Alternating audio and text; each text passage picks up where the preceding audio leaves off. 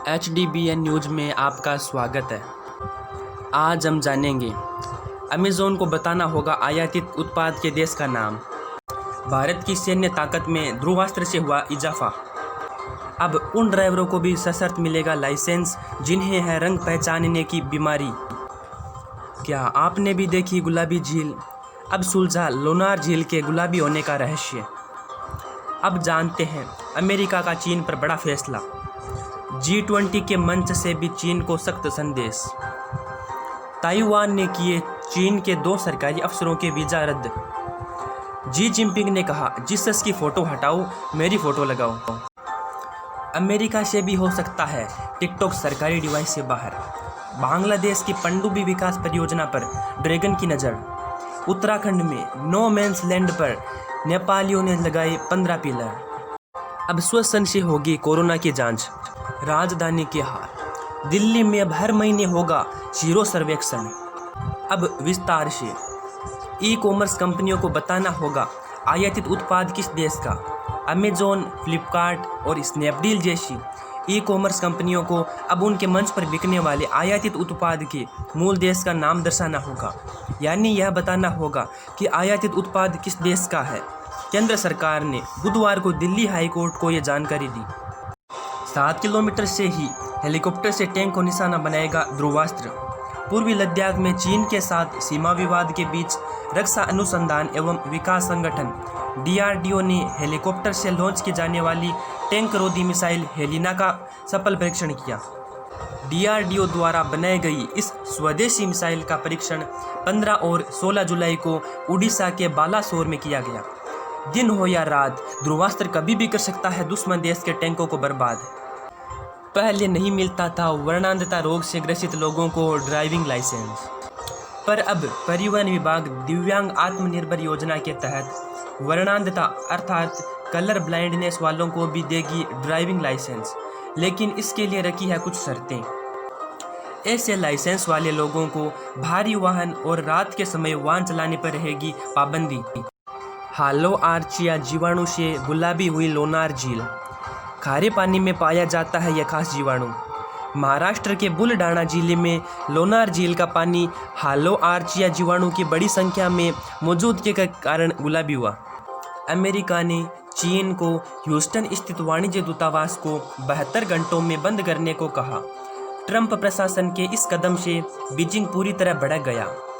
Media report की माने तो चीनी कर्मचारी गोपनीय दस्तावेज को जला रहे हैं। रविशंकर प्रसाद बोले, डिजिटल प्लेटफॉर्मों को देश की संप्रभुता के लिए उत्तरदायी होने की जरूरत। G20 देशों के डिजिटल मंत्रियों की बैठक में भारत के IT व इलेक्ट्रॉनिक मंत्री रविशंकर प्रसाद ने कहा कि दुनिया के डिजिटल प्लेटफॉर्मों को सभी देशों की संप्रभुता के प्रति संवेदनशील व उत्तरदायी होने की जरूरत है। उन्होंने चीन के ऐप्स पर परोक्ष रूप से निशाना साधा। चीन और ताइवान में तनातनी बढ़ी। 2 अफसरों के वीज़ा रद्द। चीन से बड़ी तनातनी के बीच ताइवान ने हांगकांग के 2 सरकारी अधिकारियों के वीज़ा किए रद्द।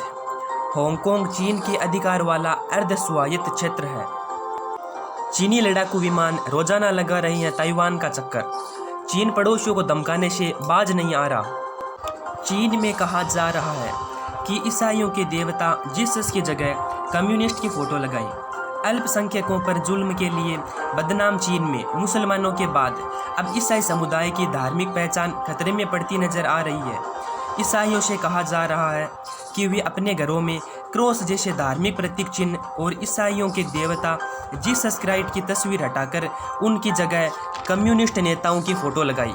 खासकर कम्युनिस्ट पार्टी के संस्थापक माओ त्से तुंग और चीनी राष्ट्रपति जी जिनपिंग की तस्वीर लगाने को कहा। भारत द्वारा टिकटॉक पर प्रतिबंध लगाए जाने के बाद अमेरिका भी इस चीनी ऐप पर कार्रवाई कर सकता है। इस बात की संभावना तब प्रबल हो गई जब सरकार द्वारा दी गई डिवाइस में टिकटॉक डाउनलोड करने पर रोक लगाने के प्रस्ताव को अमेरिकी प्रतिनिधि सभा का समर्थन मिल गया।